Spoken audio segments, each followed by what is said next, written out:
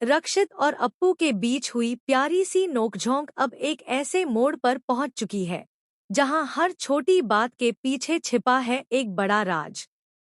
रक्षित ने अप्पू के लिए गिफ्ट भेजा, लेकिन क्या यह सिर्फ एक गिफ्ट था या किसी गहरी साजिश की शुरुआत? क्या रक्षित सच में अप्पू के हमनवा बनेंगे, या फिर यह कहानी लेने वाली है एक ऐसा शॉकिंग ट्विस्ट जो सब कुछ बदल देगा? जी हाँ, ओ हमनवा, तुम देना साथ मेरा के लेटेस्ट ट्रैक में कहानी ने पकड़ ली है एक खतरनाक रफ्तार। जैसे ही अप्पू को पता चलता है कि रक्षित ने उस कठपुतली वाले शो की पूरी एजेंसी खरीद ली है, उसका गुस्सा फूट पड़ता है। उसे लगता है कि रक्षित ने जानबूझकर उसकी बहन के फंक्शन को खराब करने की प्लानिंग की है। उसका दिमाग सवालों से भर जाता है। क्या रक्षित सिर्फ उसे नीचा दिखाना चाहता है, या इसके पीछे कोई और मकसद है? गुस्से में भरी अप्पू फैसला करती है कि वह खुद इस चुनौती का सामना करेगी।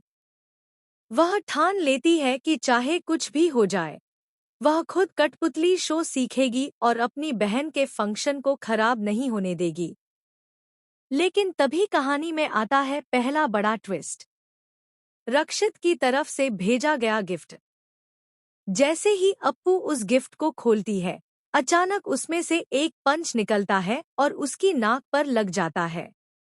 यह देखकर अप्पू का गुस्सा सातवें आसमान पर पहुंच जाता है। उसे लगता है कि रक्षित उसका मजाक उड़ा रहा है, उसकी इज्जत के साथ खेल रहा है। लेकिन जैसे ही वह बॉक्स को ध्यान से देखती है, उसमें से निकलती हैं खूबसूरत कठपुतलियां, हर एक कठपुतली जैसे कोई कहानी कह रही हो।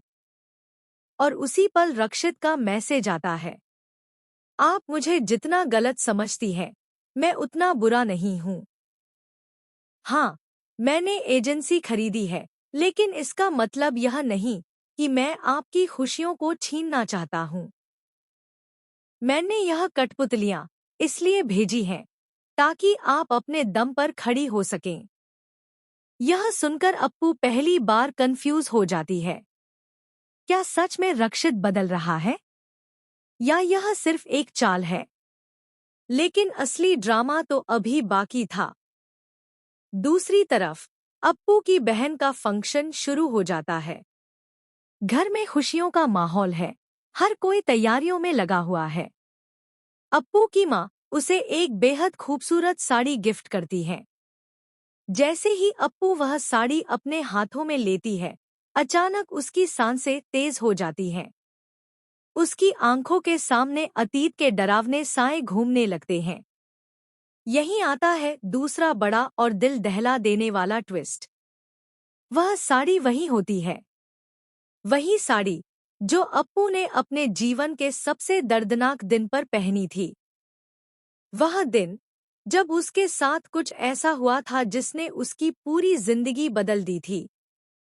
अप्पू का शरीर कांपने लगता है, उसकी आंखों से आंसू बहने लगते हैं और वह खुद को संभाल नहीं पाती। अब सवाल यह उठता है, क्या यह सिर्फ एक इत्तेफाक था, या किसी ने जानबूझकर वही साड़ी उसे दी? और यहीं से कहानी में आता है सबसे बड़ा शॉकिंग ट्विस्ट।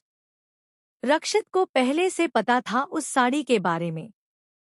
जी हाँ, रक्षित को अप्पू के उस दर्दनाक अतीत की पूरी सच्चाई पता है, लेकिन उसने यह बात कभी अप्पू को नहीं बताई।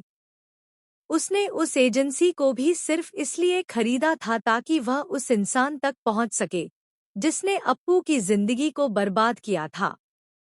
मतलब, रक्षित का असली मकसद कुछ और ही है। वह सिर्फ अप्पू के करीब नहीं आ रहा, बल्कि वह उसकी जिंदगी के सबसे बड़े दुश्मन को ढूंढने की कोशिश कर रहा है। लेकिन क्या अप्पू यह सच्चाई जान पाएगी? क्या वह रक्षित पर भरोसा कर पाएगी, या फिर यह सच्चाई उनके रिश्ते को हमेशा के लिए तोड़ देगी? और सबसे बड़ा सवाल, क्या रक्षित सच में अप्पू का हमनवा बनेगा, या फिर उसकी जिंदगी में एक और तूफान लेकर आएगा? आने वाले एपिसोड्स में आपको देखने को मिलेगा इमोशंस, सस्पेंस और धोखे का ऐसा तूफान जहां हर रिश्ता एक नई परीक्षा से गुजरेगा। तो आप क्या सोचते हैं? क्या रक्षित हीरो है या विलेन? क्या अप्पू अपने अतीत से बाहर निकल पाएगी? अपनी राय हमें जरूर बताएं, क्योंकि कहानी अभी खत्म नहीं हुई। असली खेल तो अब शुरू हुआ है।